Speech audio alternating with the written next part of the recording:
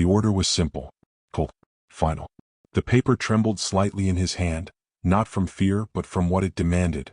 Outside, boots struck cobblestone in perfect rhythm. The machinery of the Third Reich never hesitated. Trains ran on time. Commands were obeyed. People disappeared. But on this night, in a dimly lit command room somewhere in occupied Europe, one German officer did something that was never supposed to happen. He stopped. The clock on the wall ticked loudly, each second echoing like a gunshot in his mind.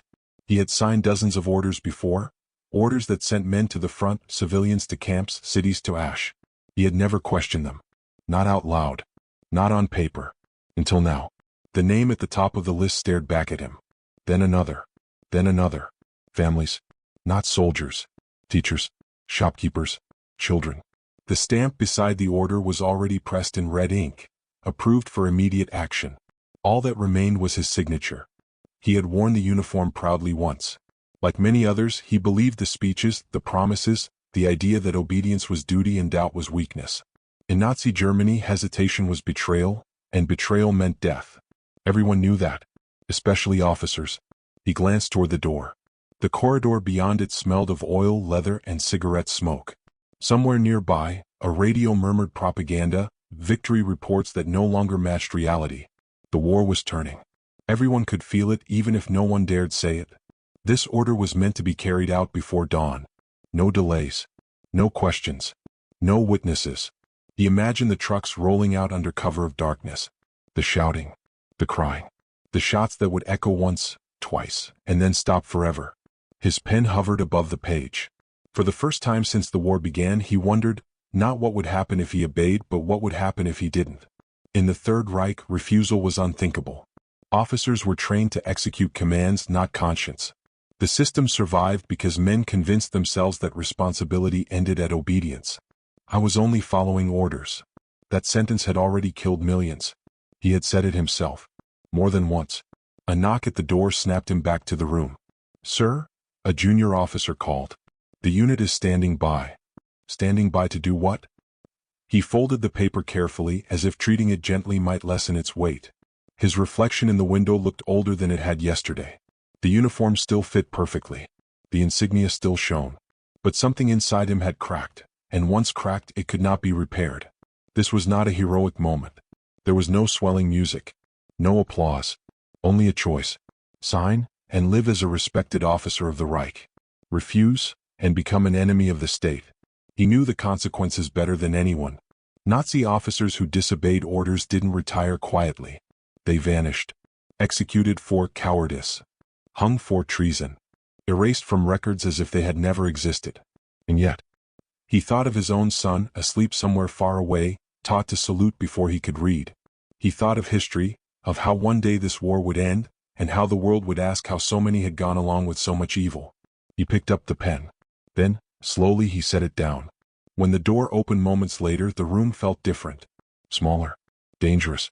"I will not authorize this," he said. The silence that followed was heavier than any explosion.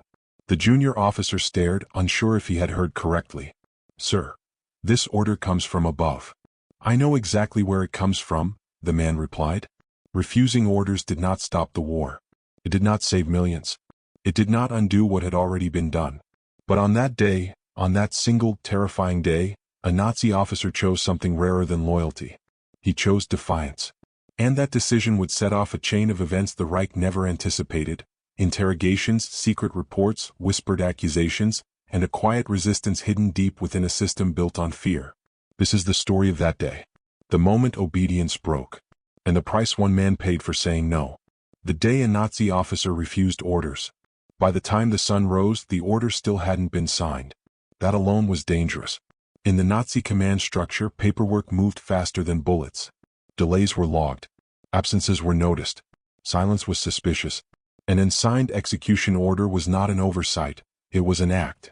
The officer, Major Karl Weiss, a career man in his early 40s, had not slept. He sat rigid behind his desk as dawn light crept through the window, washing the room in pale gray. His eyes burned, not from exhaustion but from awareness. Every second that passed narrowed his options. At 0600 hours, the trucks were supposed to roll. They didn't. Down in the motor pool, engines idled longer than protocol allowed.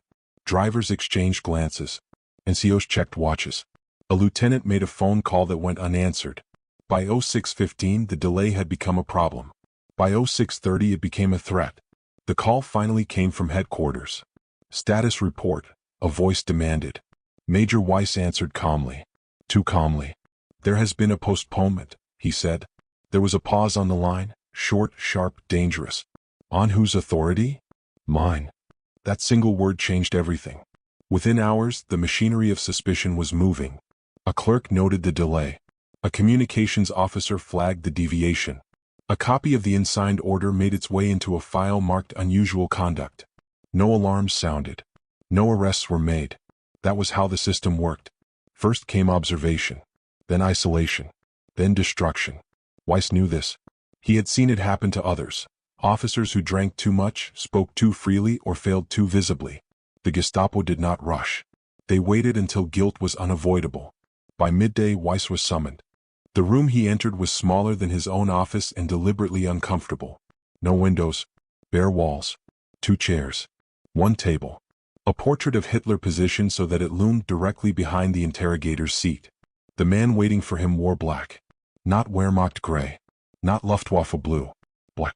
SS Hauptsturmführer Reinhard Keller did not stand to greet him. "Sit," Keller said.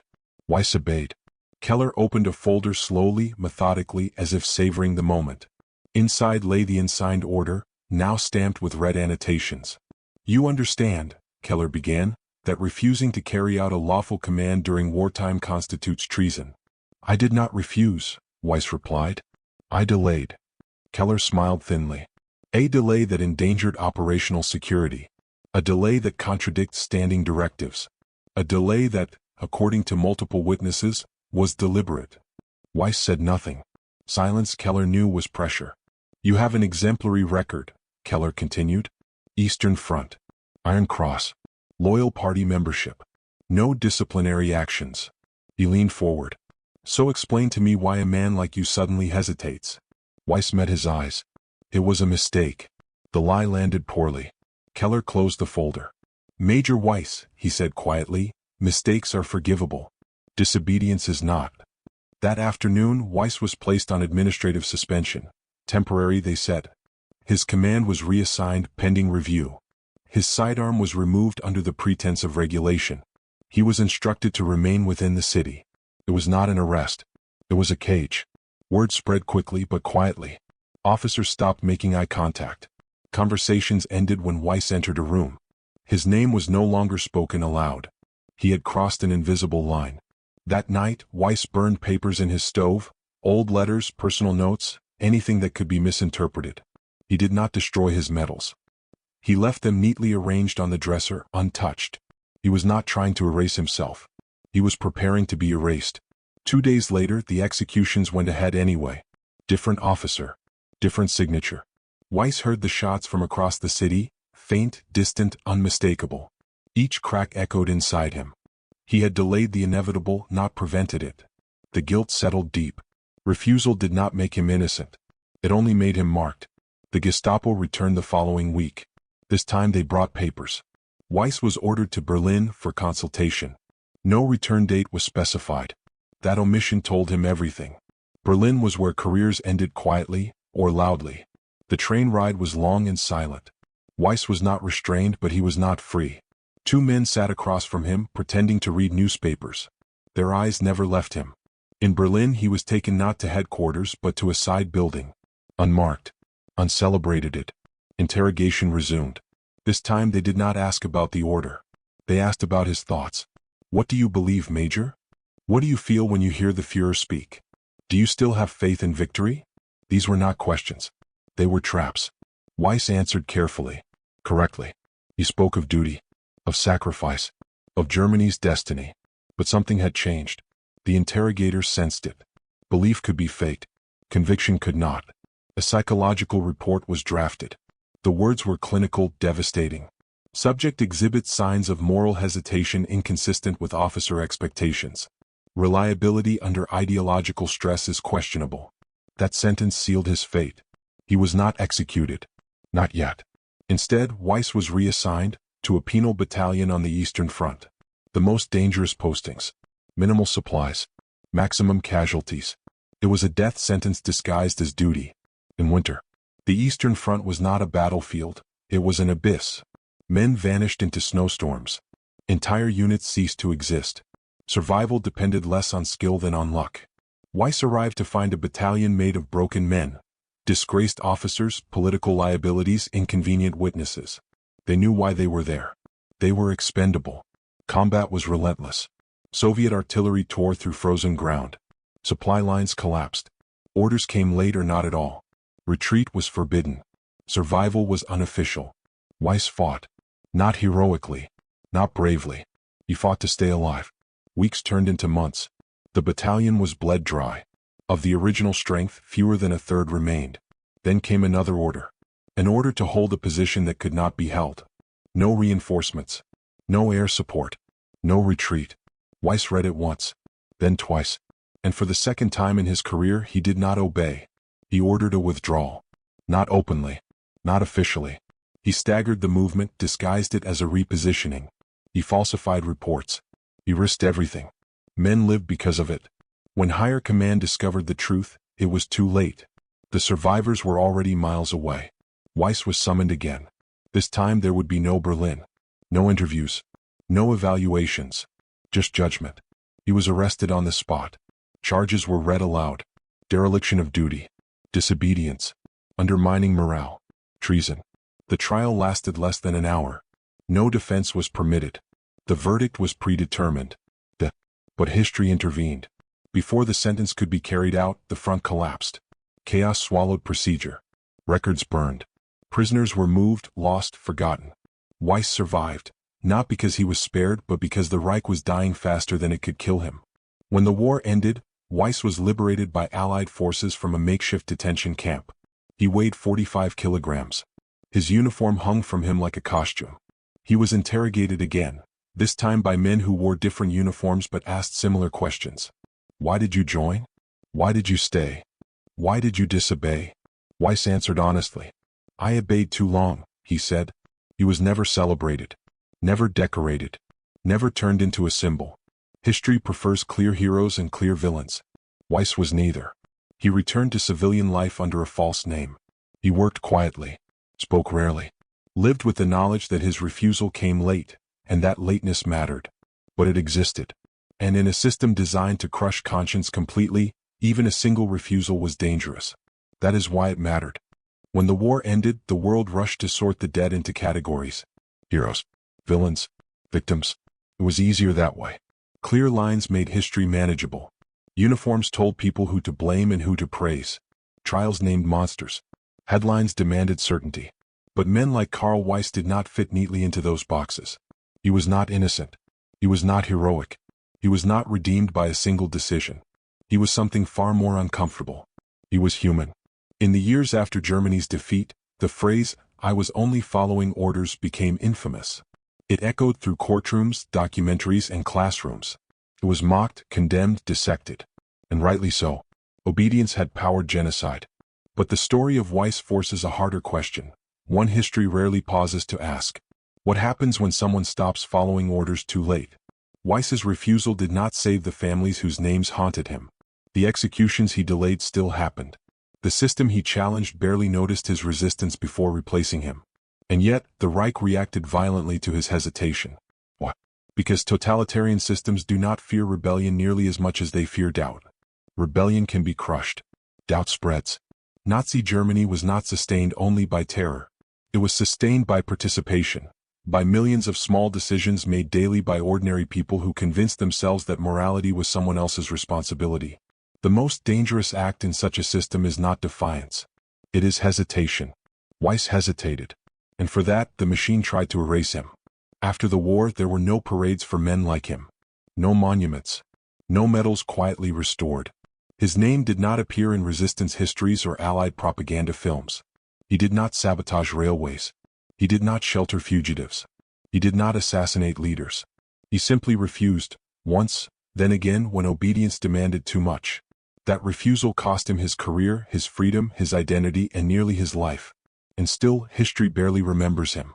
This is the paradox of moral courage inside evil systems. It rarely looks dramatic and it almost never arrives in time to be clean. Most people imagine they would resist early, loudly, bravely. History suggests otherwise. The Third Reich was not built overnight.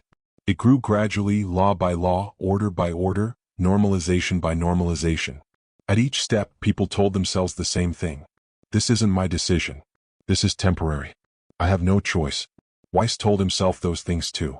Until one day he didn't. That does not absolve him. But it does expose a truth we would rather avoid. Evil rarely depends on monsters.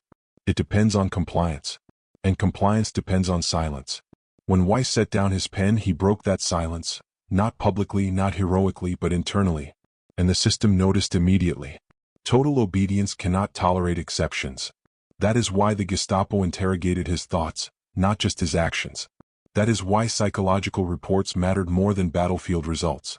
That is why he was sent to die quietly on the Eastern Front instead of being executed publicly. They wanted him forgotten. But forgetting is not the same as forgiveness. Weiss lived the rest of his life carrying what he had not done, and what he had done too late. He did not tell his story to neighbors. He did not seek understanding. Survivors often stayed silent, not because they were proud but because memory itself was punishment. Every night, Weiss remembered the unsigned order. Every morning he remembered the shots he still heard days later. The refusal did not free him. It haunted him. And that is perhaps the most honest ending history can offer. There is a temptation to turn stories like this into comfort, to say, see? Even inside the Nazi system, there were good men. That is dangerous. Weiss was not proof that the system allowed morality. He was proof that it crushed it.